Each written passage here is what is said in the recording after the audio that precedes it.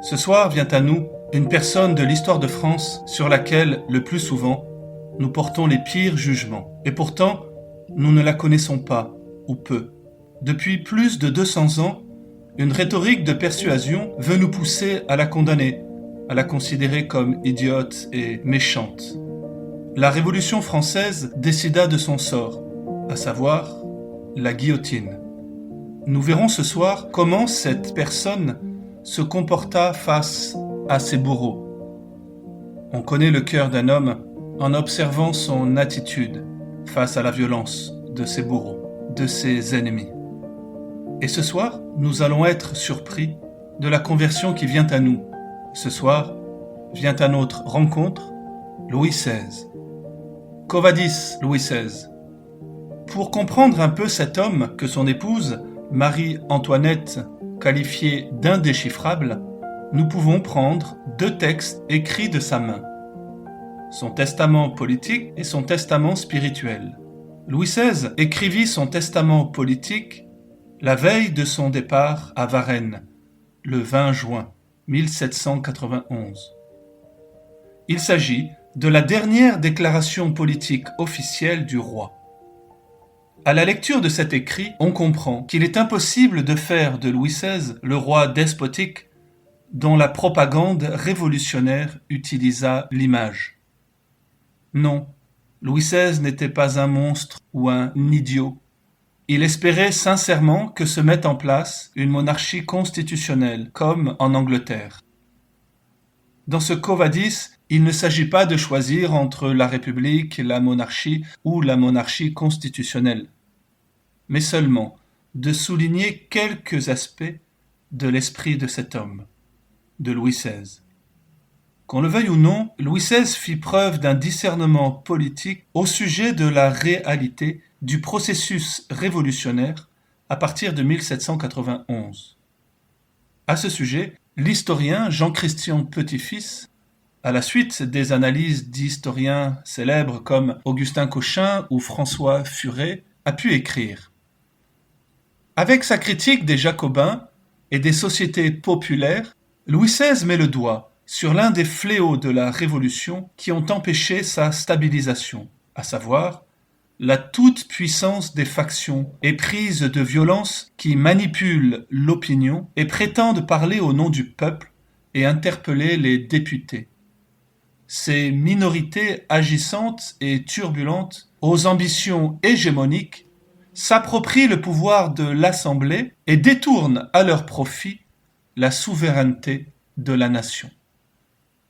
Louis XVI avait compris que si des aspects de la Révolution pouvaient être légitimes, se préparait toutefois en son sein le contraire de ce qui avait été déclaré de façon si triomphale.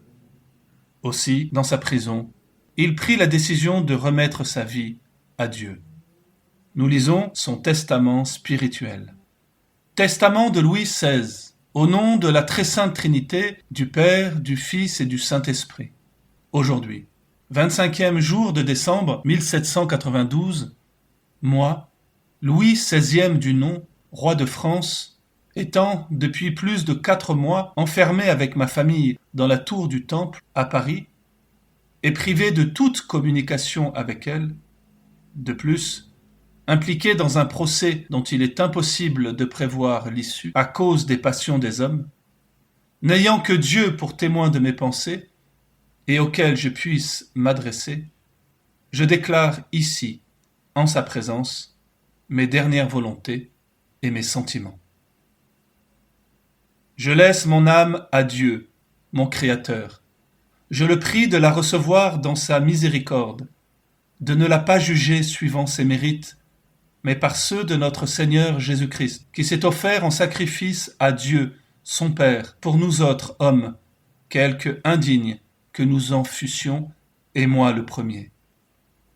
Je meurs dans l'union de notre sainte mère, l'Église catholique, apostolique et romaine, qui tient ses pouvoirs par une succession non interrompue de Saint-Pierre, auquel Jésus-Christ les avait confiés.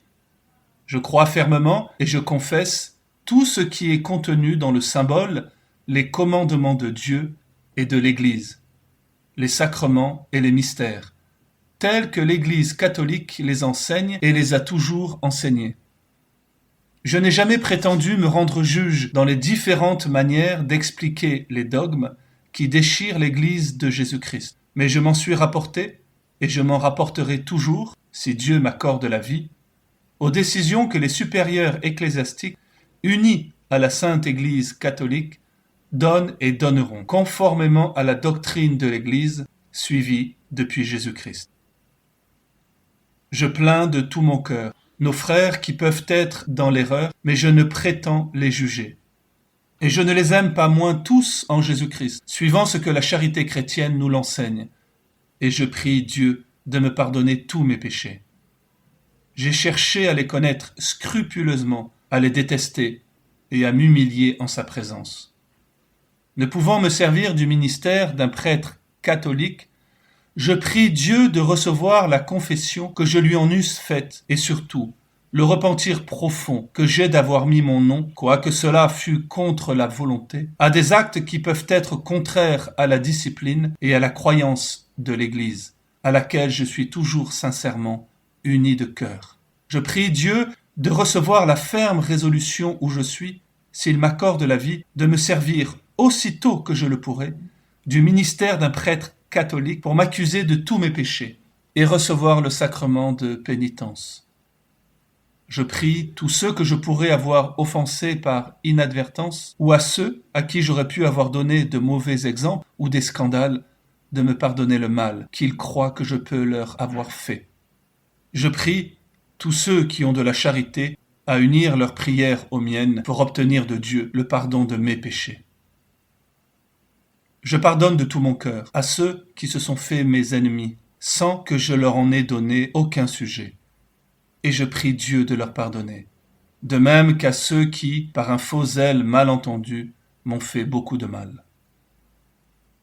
Je recommande à Dieu ma femme et mes enfants, ma sœur, mes tantes, mes frères et tous ceux qui me sont attachés par les liens du sang ou par quelque autre manière que ce puisse être. Je prie Dieu particulièrement de jeter des yeux de miséricorde sur ma femme, mes enfants et ma sœur, qui souffrent depuis longtemps avec moi, de les soutenir par sa grâce s'ils viennent à me perdre, et tant qu'ils resteront dans ce monde périssable. Je recommande mes enfants à ma femme. Je n'ai jamais douté de sa tendresse maternelle pour eux. Je lui recommande surtout d'en faire de bons chrétiens et d'honnêtes gens, de ne leur faire regarder les grandeurs de ce monde-ci que comme des biens dangereux et périssables, et de tourner leur regard vers la seule gloire solide et durable de l'éternité. Je prie ma sœur de vouloir bien continuer sa tendresse à mes enfants et de leur tenir lieu de mère s'ils avaient le malheur de perdre la leur. Je prie ma femme de me pardonner tous les maux qu'elle souffre pour moi, les chagrins que je pourrais lui avoir donnés dans le cours de notre union, comme elle peut être sûre que je ne garde rien contre elle, si elle croyait avoir quelque chose à se reprocher. Je recommande bien vivement à mes enfants, après ce qu'ils doivent à Dieu, qui doit marcher avant tout, de rester toujours unis entre eux, soumis et obéissants à leur mère, et reconnaissants de tous les soins et les peines qu'elle se donne pour eux et en mémoire de moi. Je les prie de regarder ma sœur comme une seconde mère. Je recommande à mon fils, s'il avait le malheur de devenir roi, de songer qu'il se doit tout entier au bonheur de ses concitoyens, qu'il doit oublier toute haine et tout ressentiment. Je recommande à mon fils d'avoir soin de toutes les personnes qui m'étaient attachées, autant que les circonstances où il se trouvera lui en donneront les facultés, de songer que c'est une dette sacrée que j'ai contractée envers les enfants ou les parents de ceux qui ont péri pour moi, et ensuite de ceux qui sont malheureux pour moi.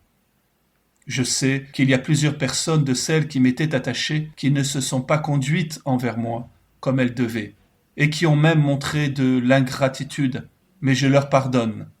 Souvent, dans les moments de trouble et d'effervescence, on n'est pas maître de soi.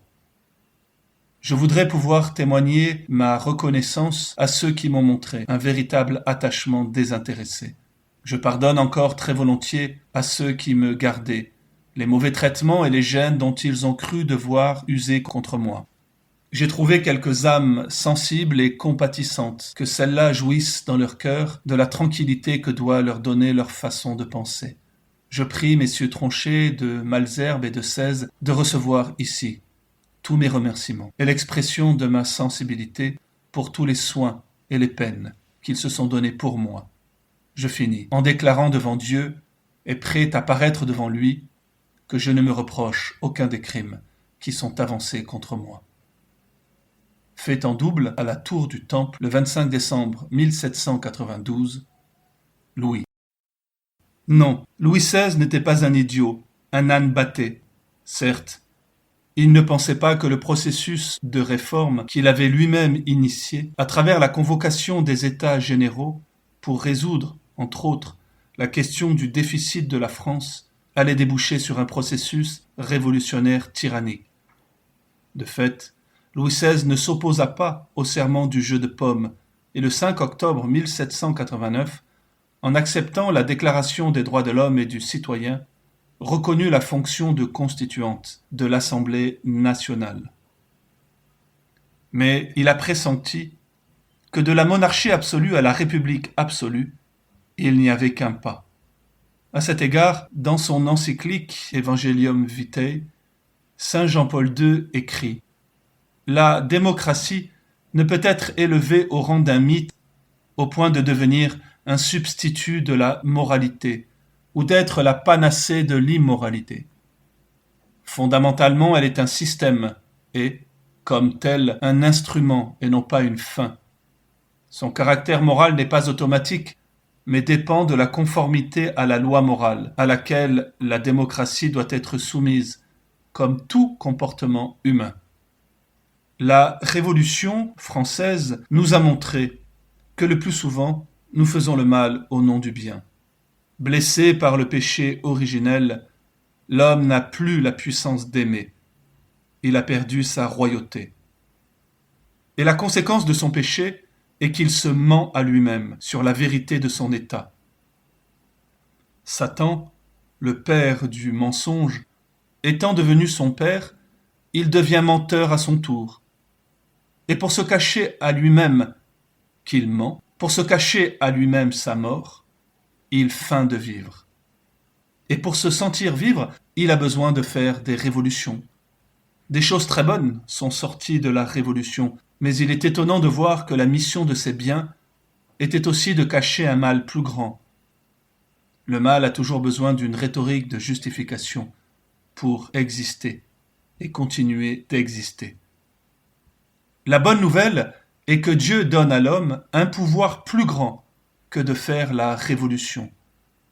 Tracer une révolution, c'est tracer un cercle. Faire la révolution, c'est partir de soi et revenir à soi. Exister sur le mode de l'éternel retour. Mieux que la révolution, existe la conversion. Recevoir un appel et, à partir de soi, répondre à cet appel et aller à l'autre, à Dieu, à travers le prochain. C'est cette expérience que fit Louis XVI dans les derniers moments de sa vie, au moment où la croix vient l'embrasser. Le Christ vient à notre rencontre dans la croix. La croix est le moyen que le Seigneur a choisi pour nous rencontrer. Le drame de notre vie, le plus souvent, nous fuyons la croix.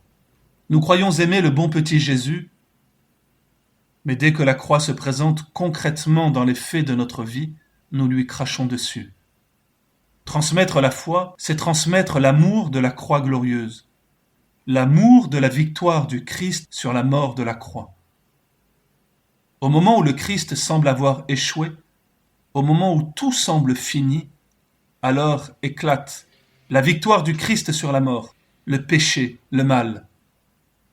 Mais comment pourrions-nous l'expérimenter, cette victoire sur la mort, sinon à partir de notre mort, à partir de l'expérience de notre croix? La mission de l'Église est donc bien d'enseigner aux chrétiens, par le don de l'Esprit Saint, à ne pas détester la croix, c'est-à-dire les événements qui nous font horreur, que nous voulons supprimer de notre existence. Car c'est précisément en eux que se cache le Christ. Si nous continuons de chercher la joie sans la croix, nous n'aurons que la croix sans la joie. Et il n'est possible d'aimer sa croix que si vient nous toucher l'amour du Christ crucifié, l'amour de la croix glorieuse. C'est cet amour qui nous est particulièrement donné pendant ce temps de Pâques. Louis XVI, au moment où il n'est précisément plus roi, au moment où il va être guillotiné, se trouve face à une alternative. Ou bien cracher sur sa croix, ou bien accepter les événements, l'histoire, dans toute sa concrétude. Car voilà la croix. Elle se nomme l'histoire, les faits que Dieu permet dans ma vie. Louis XVI, quelques jours avant sa mort, a été rejoint par une royauté toujours nouvelle, celle du Christ. Cette royauté du Christ transcende tous les pouvoirs et déterminismes historiques et politiques. Elle n'est ni de droite, ni de gauche, ni monarchique, ni républicaine. Elle ne fait pas de politique. Et pourtant, elle est la seule à être véritablement politique. Elle est la seule royauté qui ait une véritable efficacité. L'amour. Rien n'est plus efficace que le fait d'aimer. Rien n'est plus politique que l'amour. Et aimer pour un homme, c'est pardonner et demander pardon. Et cela, Louis XVI, par la grâce de Dieu, parvint à l'incarner, à la mesure de sa foi. Louis XVI, on le voit, n'était pas un monstre ou un bouffon. Il a été cet homme qui, alors qu'il n'était plus roi, alors qu'il n'était plus rien pour les autres hommes, a été revêtu du pouvoir de la véritable royauté, le pardon, aimer ses ennemis. Par notre baptême, nous sommes appelés à devenir prêtres, prophètes et rois. Que signifie être roi, sinon laisser l'Église nous revêtir de la royauté du Christ jusqu'à devenir son image. La vie du chrétien est un temps de fiançailles qui le prépare aux noces définitives qui auront lieu le jour de sa mort, le jour de son dies natalis, c'est-à-dire le jour du passage à la vie éternelle. Cette déification de l'homme, dont l'Église a la responsabilité d'accomplir pour chaque baptisé, ne peut pas s'effectuer de façon moraliste et triomphaliste, mais toujours de façon fragile et précaire, dans la croix. La Pâque, dit le pape François, ce n'est pas enjamber la souffrance, mais la traverser. En pardonnant à ses bourreaux, Louis XVI a été peut-être pour la première fois roi de sa vie. Le roi est celui qui se laisse dépouiller de ses vêtements sans rien dire et qui, en silence, porte le péché des autres. Et cela n'est possible que s'il reçoit l'esprit du seul roi, du seul qui a assumé et pardonné le péché de tous les hommes, le Christ, le seul qui n'est pas descendu de la croix, le seul roi, qui ce soir veut nous donner son Esprit Saint pour que nous aussi, nous puissions aimer nos ennemis et devenir rois. Louis XVI a su tirer profit de son confinement. Il l'a vu comme la possibilité d'entrer en lui-même, d'entrer dans sa prison intérieure et de découvrir l'abîme de son péché et un abîme infiniment plus grand, celui de l'amour du Christ pour lui. Louis XVI est mort en pardonnant à ses ennemis. Il a cherché à se réconcilier avec tous et d'abord avec Dieu, en étant convaincu de sa miséricorde. Et cela vaut bien plus que tous les royaumes du monde.